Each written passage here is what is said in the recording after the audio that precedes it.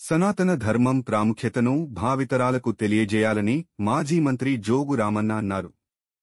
శుక్రవారం ఆదిలాబాద్లోని ward number 12 Srinagar కాలనీలో శ్రీరాధాకృష్ణ ఆలయ భూమి పూజ కార్యక్రమాన్ని శుక్రవారం భక్తి శ్రద్ధలతో నిర్వహించారు.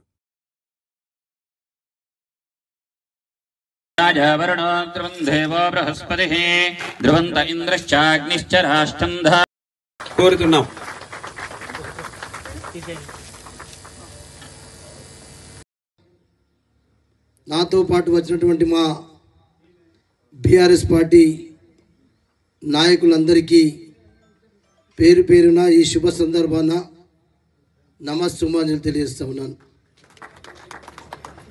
మరి ఈరోజు మన హిందూ ధర్మం, హైందవ ధర్మం చాలా సనాతనమైంది, పురాతనమైంది కూడా తెలుసు. మరి ఇలా మన ధర్మాన్ని మనం రక్షించుకుంటూ ఇంకా ఈ ధర్మం యొక్క ఈ ఆచారాలను, ఈ పద్ధతులను ఇంకా మన తరాలే కాకుండా రాబోయేటటువంటి తరాలకు కూడా పరంపర ఇది కొనసాగాలని చెప్పి ఇలా ఈ కార్యక్రమాలు భక్తులందరూ కలిసి తీసుకుంటూ ఉన్నారు. కానీ మీరు ఒకసారి ఆలోచన చేస్తే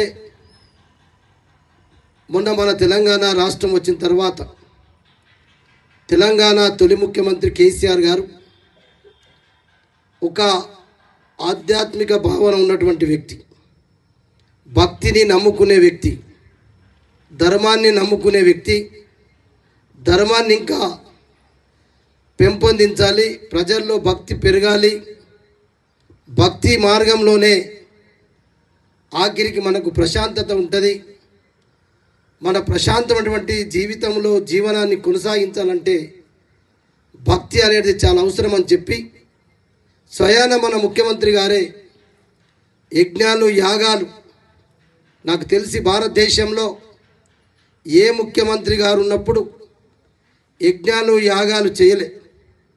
కానీ స్వయంగా బ్రాహ్మణోత్తములు ఎక్కడెక్కడుంటే కూడా వందల మంది బ్రాహ్మణోత్తములను పిలుచుకొని తన పొలంలోనే శతచండీ యాగం కావచ్చు, గాయత్రి యాగం కావచ్చు, అనేకటువంటి యాగాలు, యజ్ఞాలు చేసినటువంటి ఒక గొప్ప మన కేసీఆర్ గారు.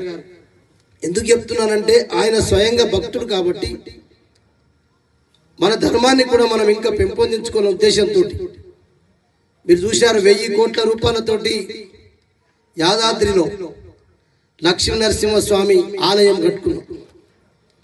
ఆ ఆలయం నిర్మాణం అయిన తర్వాత ప్రారంభోత్సవానికి పంజాబ్ ముఖ్యమంత్రి మాన్ సింగ్, పూర్తినేమేమో కానీ పంజాబ్ ముఖ్యమంత్రి ఇవాళ ఉన్నటువంటి ముఖ్యమంత్రి గారు మీ వెంట ఉంటాం, మీకు ఏ పని చెప్పినా నేను ఎంత ఇస్తానది కూడా ఆ రోజు కూడా అందరి సమక్షంలోనే ప్రకటిస్తా, నాకు ఒక్క సమయం ఇవ్వండి, తప్పకుండా అందరి నాయకుల కంటే ఎక్కువ జోగు రామన్న డబ్బులు ఉంటాయని చెప్పుకోవడం